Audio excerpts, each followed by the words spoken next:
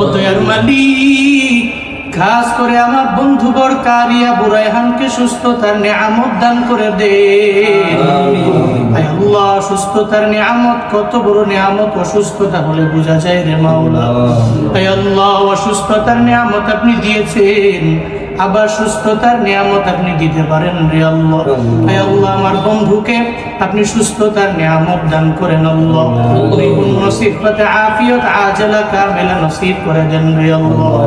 ইয়া শাফিআল আমরাজ اشف مرضنا ومرضى المسلمين جميعا يا شافع الأمراض اشف مرضنا ومرضى المسلمين جميعا يا الله দুনিয়ার সমস্ত বড় বড় তুমি দাও আয় আল্লাহ, ওই রূপ থেকে তুমি আমাদেরকে সেবা দিতে পারো রে আল্লাহ।